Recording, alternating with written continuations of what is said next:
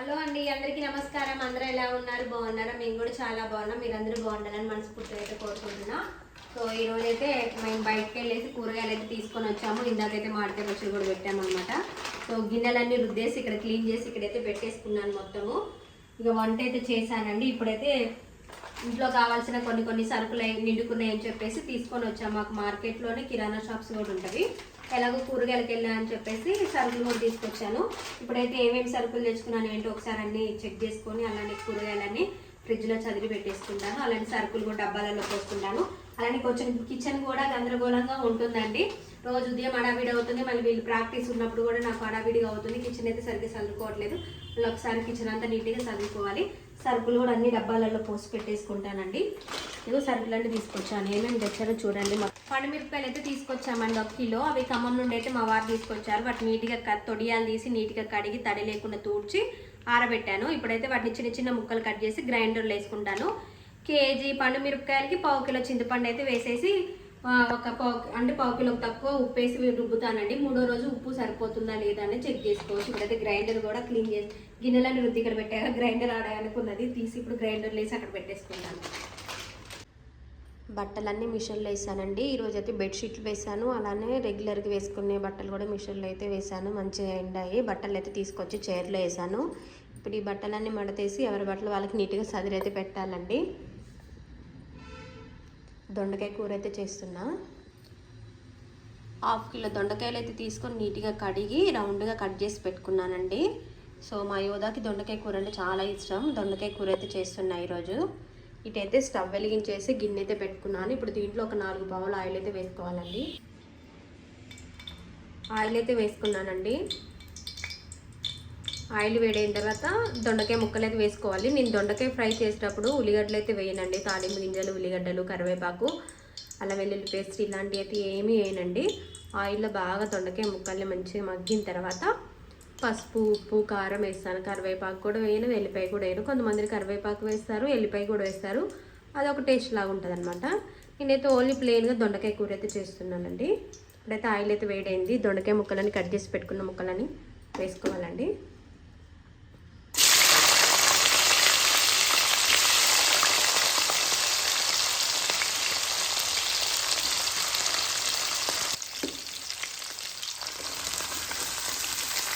దొండకాయ ముక్కలన్నీ వేసుకొని ఒకసారి కలుపుకొని మూత పెట్టుకోవాలి. సన్నటి మంట మీద దొండకాయ ముక్కలు అయితే మగ్గనివ్వాలండి.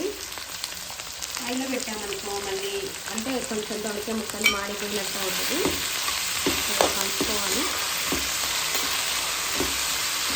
మైక్ లేదండి, మా వారు తీసుకెళ్ళారు. మా వారు ఖమ్మం వెళ్ళారు. చూస్తున్నాను. మైక్ ఉంటే ఏంటంటే వాయిస్ చాలా క్లారిటీగా క్లియర్గా వస్తుంది. ఇప్పుడు మూత పెట్టుకొని మీడియం మంటలో మగ్గనివ్వాలి దొండకాయ ముక్కలు. నెయ్యి రోజు నేను పాలు తోడేస్తానండి. పైపైన మేగడ మొత్తం మా నాన్నే తినేస్తుంది. అప్పుడప్పుడు కొంచెం తీసిన మేగడంతా తీసి పక్కన పెట్టేసి ఈరోజు అయితే నెయ్యి వేసి చేశాను. ఒక గిద్దెడైతే నెయ్యి వెళ్ళింది, అంటే ఒక టీ గ్లాసు మందం నెయ్యి అయితే వచ్చిందండి. మిగిలింది ఇలానే ఉంది. ఇది కొంచెం కూడా వడపోసి సీసాలో కానీ ఒక డబ్బాలో కానీ పోయాలండి. ఇప్పుడు ఒకసారి మూత తీసుకుంటామండి. చూసారు కదండి, దొండకాయ ముక్కలు అయితే మంచిగా ఆయిల్లో అయితే మగ్గాయి. ఇంకొంచెం మగ్గాలి. ఆయిల్ డబ్బాలో కట్ చేసి పోస్తుంటే కింద పడిపోయిందండి. కింద బండాల మీద పడిపోయింది. టైల్స్ మీద కొంచెం బియ్యం పిండి చల్లి క్లాత్తో తూడిస్తే కొంచెం జిడ్డు అనేది పోయిందండి. మైదా పిండి కానీ, గోధుమ పిండి కానీ, బియ్యం పిండి కానీ ఆయిల్ పడ్డ చోట కొంచెం చల్లి క్లాత్తో క్లీన్ చేస్తే ఆయిల్ అంతా ఆ పిండికి అంటుకుంటుంది. కింద టైల్స్ కూడా నీట్గా అవుతుంది. ఒకసారి అలా తూడ్చి మళ్ళీ కొంచెం లిక్విడ్ వేసి మళ్ళీ తూడ్చానండి. కింద జిడ్డంతా పోయింది. డబ్బాలో కొంపుతుంటే ఈరోజు పడిపోయింది ఆయిల్. ఇలా కలుపుకొని మళ్ళీ మూత పెట్టుకొని సన్నటి మంట మీద మగ్గనివ్వాలి. ఇప్పుడైతే దీంట్లో 1 స్పూన్ పసుపు అయితే వేసుకోవాలండి.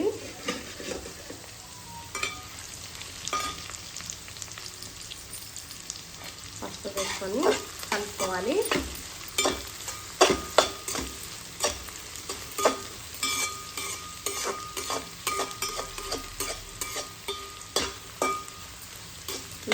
పట్టిస్తామండి పసుపుని. ఖమ్మం వెళ్ళినప్పుడు ఒక 2 కేజీలు తీసుకొని అక్కడే పసుపు కొమ్ములు ఎండబెడతారు. మన కళ్ళ ముందే వాళ్ళు పసుపు కొమ్ములు ఎండబెట్టినవి పట్టిస్తారనమాట. 2 కిలోలు వచ్చేసి 350 రూపాయలు అనమాట. అంటే మిల్లు ఉంటుంది ఖమ్మంలో, వాళ్ళే అక్కడ పసుపు కొమ్ములు ఎండబెడతారు. అక్కడే ఒక 2 కేజీలు తీసుకొని పసుపు పట్టించుకుంటాము. పచ్చగా బాగుంటుంది. చిటికెడు వేసినా కూడా బాగా ఎల్లో కలర్ వస్తుంది అనమాట. ఇక డ్రెస్సుల మీద చీరల మీద పడితే తొందరపోనే పోదండి. ఎల్లో కలర్ అయితే అంతగానో బాగా ఊరిద్ది అనమాట. కాళ్ళకు పూసుకున్నా కూడా పసుపు ఒక 3 డేస్ వరకు అలానే ఉంటుంది, పచ్చగా ఊరి ఉంటుంది కాళ్ళకి. 2 కేజీలు పట్టించుకుంటే నాకు సంవత్సరం వస్తుందండి పసుపు. గడపలకి కొంచెం పట్టించిన వెంటనే సపరేట్గా పూజకి వాడుకోవడానికి తీసుకుంటా ఒక డబ్బాలో. ఇక రెగ్యులర్ కూరలకు సపరేట్గా పెట్టుకుంటాను. ఇప్పుడైతే మళ్ళీ పసుపు వేసి కలిపాం కదా, ఒక 5 నిమిషాలు మగ్గిన తర్వాత ఉప్పు కారం వేసుకోవాలి. దీంట్లోనైతే ఇప్పుడు సాల్ట్ వేసుకోవాలండి. ఒక స్పూన్ మీద ఒక స్పూన్ ఉన్నారైతే సాల్ట్ అయితే వేస్తున్నానండి. సాల్ట్ చాలా తక్కువ వేస్తానండి నేనైతే. సాల్ట్ సరిపోతే వేసుకోవచ్చు, కానీ మరి సాల్ట్ ఎక్కువ వేసామనుకో ఉప్పు కష్టం అయితే అప్పుడు ఎవరు తినరు. ఇప్పుడు ఒక స్పూన్ కారం అయితే వేస్తున్నాను. వేసుకొని కలుపుకోవాలి.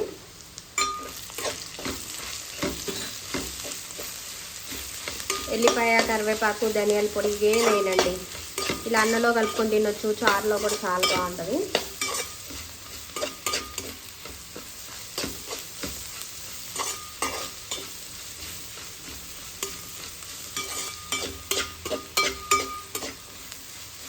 ఉప్పు కారం వేసాం కదా, మూత పెట్టేసుకుంటే ఇంకొంచెం మనకి మంచిగా ఒకటి చూసారు కదా. కొంచెం ఆయిల్ తక్కువ వేసి మూత పెట్టేసుకోవటం వల్ల దొండకాయ మంచిగా మనకి ఫ్రై లాగా అయింది. మరీ ముక్క గట్టిగా కాదు, మెత్తగా కాదు, మీడియం లాగా ఉంటుంది ముక్క. కొంతమంది బాగా ఫ్రైలా చేస్తారండి, కరకరలాడుతుంది దొండకాయ ఫ్రై కూడా. అలా కాకుండా ఇలా ఇంకొక 2 మినిట్స్ ఉంచేసి స్టవ్ ఆఫ్ చేసుకోవడమేనండి. చూసారు కదండి, దొండకాయ ఫ్రై అయితే చాలా సింపుల్గా ఈజీగా చేశానండి. ఇప్పుడైతే స్టవ్ ఆఫ్ చేసుకోవడమే అయిందండి. దొండకాయ కూర మసాలాలు లేకుండా, ఏమీ లేకుండా, ఉల్లిపాయ పచ్చిమిర్చి కూడా ఏం లేకుండా ఇలా చేసా. టేస్ట్ మాత్రం సూపర్గా ఉంటుంది. ఓకే అండి, ఇప్పుడైతే పండుమిరపకాయలు గ్రైండర్లో వేయాలండి.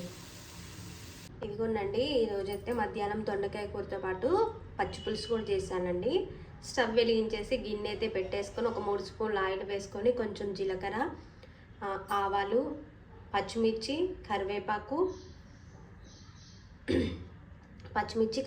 వేసి ఆయిల్లో మగ్గిన తర్వాత కొంచెం పసుపు వేసుకున్నానండి. చింతపండు రసాన్ని గింజ లేకుండా, తొక్క లేకుండా వాటర్లా చేసి చింతపండు రసాన్ని అయితే దాంట్లో వేసేసుకొని ఉప్పు వేసి ఉల్లిపాయలు వేసి చేత్తో పిసికి స్టవ్ ఆఫ్ చేశానండి. ఇది పచ్చి పులుసు. ఉట్టిపప్పు పచ్చి పులుసు చాలామందికి ఇష్టం కదా, సో ఇలా చేస్తారు. ఎండిమిరపకాయలు కూడా మగ్గించి చేస్తారు, అలా చేస్తారు. నేనైతే ఎక్కువగా పచ్చిమిరపకాయలతో చేస్తాను. ఇలా అయితే పిల్లలు కూడా ఇష్టంగా తింటారని పచ్చిమిరపకాయలతోనే పచ్చి పులుసు చేస్తానండి.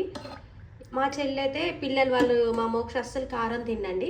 వాటి కోసం ఎలా చేస్తుందంటే ఆయిల్లో పచ్చిమిర్చి, కొంచెం జీలకర్ర, ధనియాలు, కరివేపాకు వేయించేసి దాన్ని మిక్సీ పట్టి చింతపండు రసంలో ఈ మిక్సీ పట్టింది కలిపేసి ఉల్లిపాయలు, ఉప్పు, పసుపు వేసి చేతితో కొంచెం ఇలా కలిపి పెట్టిస్తుంది. కొంచెం షుగర్ వేస్తుంది కారం లేకుండా ఉండాలని. ఇవాళ అయితే పచ్చి పులుసు చేసాము, దొండకాయ కూర పచ్చి పులుసు. చాలా అంటే చాలా బాగుంటుంది. ఉట్టిపప్పు పచ్చి పులుసు కూడా చాలామంది ఇష్టంగా తింటారు, కాంబినేషన్ బాగుంటుంది. నాకు ఉట్టిపప్పు మామిడికాయ పచ్చడి చాలా ఇష్టం అండి. గోంగూర పచ్చడి, టమాటా పచ్చడి వేసుకొని తిన్నా చాలా టేస్ట్గా చాలా బాగుంటుంది. ఇదనమాట ఈరోజు. ఇవైతే మొన్న ఖమ్మం నుండి మా వారు అయితే పండుమిరపకాయలు తెచ్చారన్నా కదండి. అసలైన పండుమిరపకాయలు ఇవ్వండి. చూసారు కదా, చూడటానికి చిన్నగా లావుగా ఉంటవి. ఇవి రుబ్బే కొద్దీ ఇవి రేకులు పలుచగా ఉంటాయి అన్నమాట. టేస్ట్ మాత్రం బాగుంటుంది. సో ఇప్పుడైతే నీట్గా కడిగి, అంటే తొడియాలు తీసి కడిగి ఆరబెట్టాను తడి లేకుండా. ఇలా గ్రైండర్లో వేస్తే డైరెక్ట్గా మెదగా అని చెప్పేసి కట్ చేస్తున్నానండి. సిజర్ తీసుకోవాలి, చిన్నగా పీసులాగా ఇలా కట్ చేస్తున్నాను. ఇలా కట్ చేసుకోవాలి. ఇలా అయితే ఇప్పుడు ఈ సీజన్లో ఇవి దొరుకుతాయి కాబట్టి మనకి గ్రైండర్ లేని వాళ్ళు మిక్సీలో కూడా చిన్న ముక్కలుగా కట్ చేసి ఈ పండు మిరపకాయని కొంచెం గల్లులుప్పు వేసి పసుపు వేసి మిక్సీ పట్టుకొని డబ్బాలో పెట్టుకుంటే 1 ఇయర్ వరకు ఉంటుంది. గోంగూర నూనెలో మగ్గిచ్చేసి ఈ పండు మిరపకాయల పేస్ట్ వేసి పచ్చడి చేస్తే గోంగూర పచ్చడి అయింది. అలానే టమాటా ఉడకబెట్టి ఈ పండుమిరపకాయలు పేస్ట్ వేసేస్తే టమాటా పచ్చడి అయింది. చింతకాయలు ఉంటాయి కదా, ఇప్పుడు చింతకాయల సీజన్ అనమాట. ఈ చింతకాయల సీజన్ అండి. ఈ ఈ ఈ మిరపకాయలలో ఉప్పేసి కచ్చాపచ్చా మిక్సీ పట్టుకున్నా కూడా అండి మనకు 1 year వరకు ఉంటుంది. అప్పుడు గోంగూర పచ్చడిలా రుబ్బుకోవచ్చు, పండు మిరపకాయలు గోంగూర పచ్చడి, టమాటా పచ్చడి రుబ్బుకోవచ్చు. చింతకాయలు వస్తాయి కదా, మేమైతే చింతకాయ తొక్కన్నాము. ఇప్పుడు అవి చింతకాయలు ఉంటాయి కదా, అవి నీట్గా కడిగి కాసేపు ఆరబెట్టేసి గల్లులు ఉప్పు పసుపు వేసి రోట్లో కచ్చాపచ్చగా దొక్కి దాన్ని డబ్బాలో పెట్టి ఒక వారం అయిన తర్వాత గింజ చిక్కు అంతా తీసేస్తే చింతకాయ తొక్కు అంటాము. దాన్ని మళ్ళీ మనం పప్పులో వేసుకోవాలంటే ఒకసారి మిక్సీలో మెత్తగా పట్టుకున్నాం అనుకో, మెత్తగా పేస్ట్ లాగా అవుతుంది. దాన్ని వాటర్లో కలిపి పప్పులో పోసేసుకుంటారు, అది చింతకాయ పప్పు అంటారు. పండు మిరపకాయలతో నూరుకోవచ్చు, పచ్చిమిరపకాయలతో కూడా నూరుకోవచ్చు. ఈ పండు మిరపకాయలతో నూరుకుంటే ఈ చింతకాయ పచ్చడి అనేది కూడా చాలా టేస్ట్గా చాలా బాగుంటుంది. ఇప్పుడైతే కేజీ మిరపకాయలకి ఒక 1/4 కిలో చింతపండు, 1/4 కిలో ఉప్పు, ఒక 1/4 కిలో సగం వెల్లిపాయలండి వేసేసి గ్రైండర్లో వేసేసి రుబ్బుకోవటమేనండి. సో ఈ మిరపకాయలు అమ్ముతున్నారండి బయట అయితే. ఇవి పండు మిరపకాయలు, ఇవి కొంచెం లైట్గా కారం ఉంటుంది, మరీ అంతగానో కారం ఉండట్లేదు. అసలు మిరపకాయలు ఇవి అనమాట, ఇంత లావుగా కొంచెం లావుగాను కొంచెం పొట్టిగా ఉంటాయి. ఈ మిరపకాయలు కొంచెం బాగుంటాయి, ఎక్కువ అంటే పండు మిరపకాయలు పచ్చడి అంటాం. మేమైతే చిన్నప్పటి నుండి కొర్రీ పచ్చడి అంటామండి. ఇగో ఇలా అయితే కట్ చేసి పెట్టుకున్నానండి. పండు మిరపకాయలు ఇలా కట్ చేసి వేసాను, కానీ గ్రైండర్లో ఏంటి మెదగట్లేదు, ఈ రాళ్ళు కూడా తిరగట్లేదు. ఒకసారి కచ్చపచ్చగా ఒకసారి మిక్సీ పట్టుకొని వచ్చేసిన తర్వాత దీంట్లో వేస్తానండి గ్రైండర్లో. ఇలా అయితే గడ్డతో కలబెట్టుకుంటూ వీటిని రుబ్బుకోవాలండి. మనం పచ్చళ్ళు పట్టుకోవడానికి సపరేట్గా గ్రైండర్లు వేరే ఉంటాయి. ఇడ్లీ పిండి, దోశ పిండి, వడపిండి పట్టుకునే గ్రైండరు. నేనైతే మొత్తం చిన్న చిన్న ముక్కల్లా కట్ చేసి గ్రైండ్ చేస్తున్నానండి, గ్రైండర్లో వేసాను. అప్పుడైతే సపరేట్గా టమాటా పచ్చడి రుబ్బాలన్నా, ఇలాంటి పండు మిరపకాయల పచ్చడి రుబ్బాలన్నా బయట మనకి సపరేట్గా పెద్దవి ఉంటాయి గ్రైండర్లు. అవి కేజీ లెక్క డబ్బులైతే తీసుకుంటారు, 2 కేజీలు ఉంటే ఇంత తీసుకుంటారు. సో ఇది చిన్నది కేజీది గ్రైండరు, కొంచెం టైం పట్టింది. ఇలా కలుపుకుంటూ రుబ్బుకోవాలన్నమాట ఈ పచ్చడిని. ఇప్పుడైతే దీంట్లో సాల్ట్ వేస్తున్నానండి, ఒక 200 గ్రాములు సాల్ట్.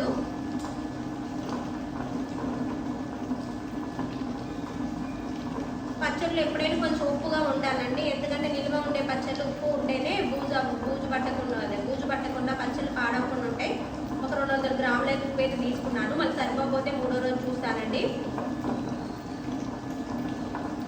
అలాగే చింతపండు కూడా ఒక 1/4 కిలో చింతపండు అయితే నీట్గా గింజ లేకుండా చిప్పు లేకుండా అయితే తీసానండి.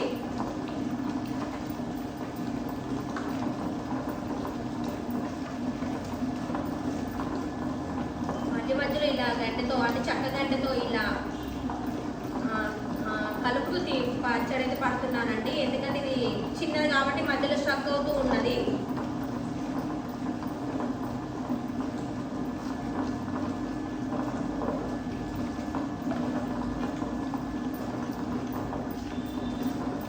చూడండి ఒకసారి ఎలా వచ్చిందో, ఒకసారి రానండి.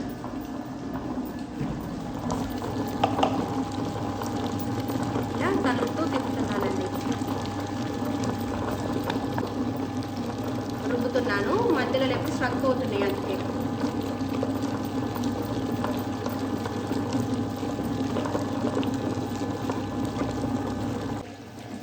ఇలా 200 కిలో చింతపండు వేసాను. ఇవి కొంచెం కారం ఉన్నాయి అనుకుంటున్నానండి.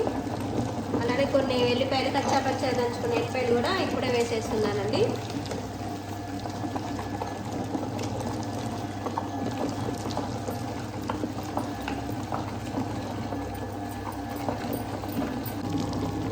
ఇవ్వండి పచ్చడి అయితే కేజీ అంటే కేజీ రుబ్బానండి. ఒక 2-3 కేజీలు రుబ్బుకుంటే మనకి ఎక్కువ రోజులు వస్తుంది, నిల్వ కూడా చేసుకోవచ్చు. మాకు ప్రాక్టీస్ ఉంది కాబట్టి వచ్చిపోయే జనాలకి అయితే కేజీ పచ్చడి అయితే సరిపోతుంది. మళ్ళీ ఈసారి మిరపకాయలు మంచిగా కనపడితే మళ్ళీ ఒక 2 కేజీలు తెచ్చుకొని అయితే నేనైతే గ్రైండర్ చేసేసుకొని ఫ్రిడ్జ్లో పెట్టేసుకుంటానండి. నాకు కూడా పచ్చళ్ళు అంటే చాలా ఇష్టం అండి. నాన్ వెజ్ తినకుండా అయితే ఉండగలుగుతా, కానీ పచ్చళ్ళు తినకుండా మాత్రం అస్సలు ఉండలేమండి. రోజుకు ఒక ముద్ద పచ్చడితో తింటేనే కడుపు నిండినట్టు అనిపిస్తుంది.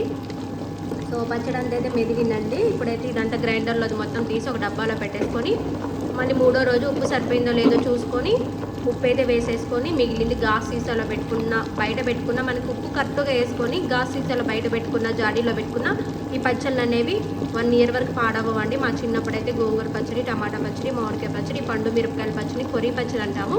ఇదైతే ఎప్పుడు జాడీల నిండా పెట్టేది మా అమ్మమ్మ ఉన్నన్ని రోజులు. సో ఇప్పుడు ఇక పచ్చళ్ళు అయితే చాలా వరకు మా అమ్మ తినట్లేదు, పచ్చళ్ళు కూడా పెట్టట్లేదు. ఓన్లీ మామిడికాయ పచ్చడి ఒకటే పెట్టింది, టమాటా పచ్చడి పెట్టింది. సో ఇదైతే ఇప్పుడైతే తీసి ఒక డబ్బాలో పెట్టేసుకొని మూడో రోజు ఉప్పు చూసి తాలింపు అయితే వేస్తానండి. ఓకే అండి, బాయ్ అండి. ఈ నెల 27న నా బర్త్డే, మీరందరూ బ్లెస్ చేయండి. సో నన్ను ఎంతగానో అభిమానించే వాళ్ళు, ఆదరించే వాళ్ళు, మీ ఫ్యామిలీలో ఒక నెంబర్గా నన్ను చూసుకుంటారండి. థ్యాంక్ యూ సో మచ్ అండి. ఫ్రైడే వచ్చింది, ఏకాదశి రోజు నా బర్త్డే. ఓకే అండి, బాయ్. ఈ వీడియో రేపు వస్తుందో ఎల్లుండి వస్తుందో తెలియదు. పచ్చడి అయితే ఇప్పుడైతే అయిందండి. ఇది ఒక్కోసారి షక్ అవుతుంది. ఇది మొత్తం ఒక డబ్బాలో అయితే డబ్బాలో పెట్టాలి.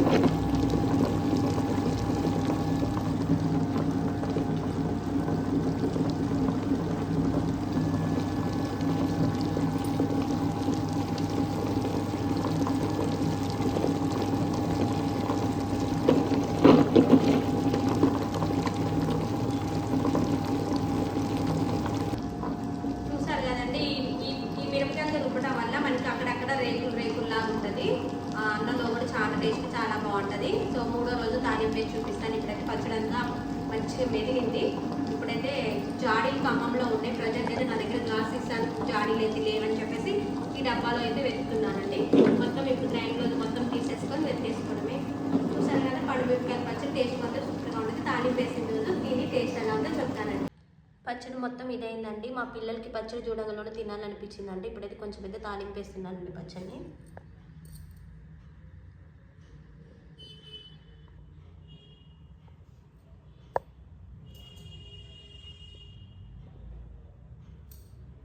చూసారు కదా, ఉట్టిది కూడా వేడి వేడి అన్నంలో నెయ్యి వేసుకొని తిన్నా బాగుంటుంది. ఇంకా తాలింపు వేసుకోవడం వల్ల ఇంకొక టేస్ట్ లాగా ఉంటుంది. ఇప్పుడైతే కొంచెం తాలింపు వేస్తానండి మా పిల్లల కోసం. ఇప్పుడైతే స్టవ్ వెలిగించి కళాయి అయితే పెట్టుకున్నానండి. ఒక 4 పావులు అయితే స్క్రీన్ షాట్ ఏం తీయొద్దాను, పోవచ్చు చూడు ఎలా అవుతుంది. ఇంకా ఒక 4 పావులు అయితే ఆయిల్ వేసానండి.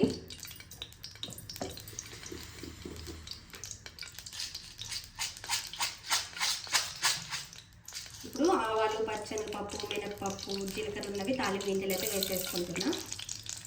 పెద్ద స్పూన్తో ఒక స్పూన్.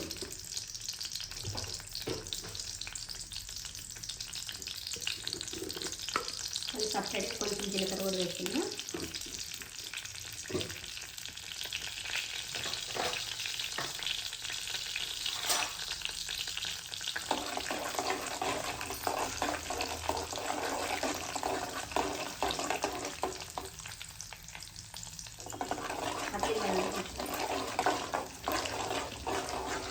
ఎండిమిరపకాయలు, ఎల్లిపాయ, కరివేపాకు అండి. ఇప్పుడు ఎండిమిరపకాయలు అలానే ఎల్లిపాయ కూడా వేస్తున్నా.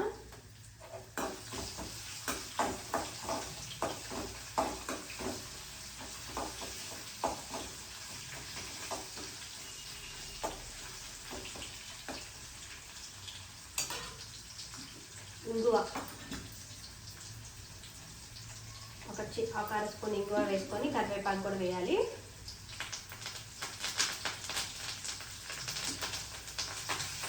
వేసుకొని కలుపుకోవాలి. చిటికెడు పసుపు కూడా వేసుకోవాలండి. పచ్చళ్ళలో తాలింపులో కొంచెం పసుపు వేసుకోవాలి.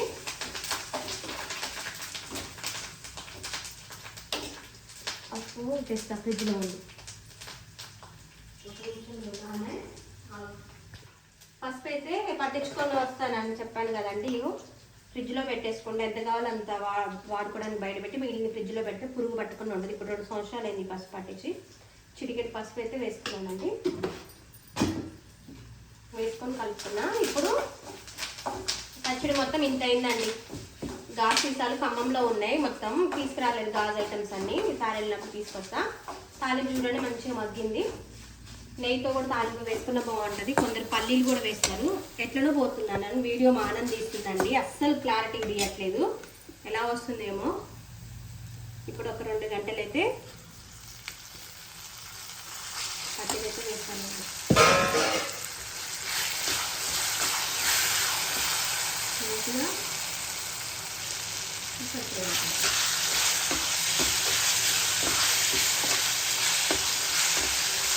పచ్చడి మాగే కొద్ది టేస్ట్ ఉంటుందండి. మా పిల్లలకి తాలింపు ఏమంటే వేస్తాను.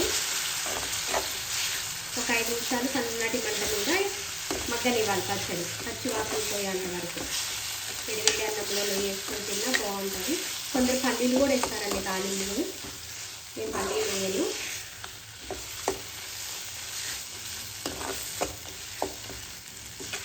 కదా పండు మిరపకాయల పచ్చడి టేస్ట్ మాత్రం సూపర్గా ఉంటుంది. కొద్దిసేపు మగ్గనిచ్చి స్టవ్ ఆఫ్ చేసుకుంటాను. తాలింపు అయితే వేసానండి. కొంచెం మధ్యాహ్నం వండిన అన్నం ఉంటే దాంట్లో పచ్చడి అయితే వేసాను. మా పిల్లలు అయితే తింటారంటే పెట్టించానండి. చూడండి, పచ్చడి అయితే బాగా వచ్చింది. టేస్ట్ మాత్రం సూపర్గా ఉంటుంది. మా పిల్లలకి కల్పిస్తున్నానండి. పచ్చడి కలుపుతుంటేనే నాకు నోట్లో నీళ్ళు వస్తున్నవి.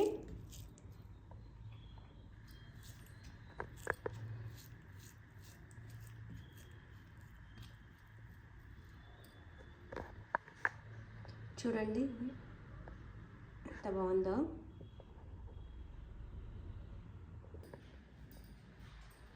తీసాను, జూమ్ చేసావా? చూసారు కదా, మీకే ఫస్ట్ ఫ్రెండ్స్ నేనైతే తిని టేస్ట్ ఎలా చెప్తా.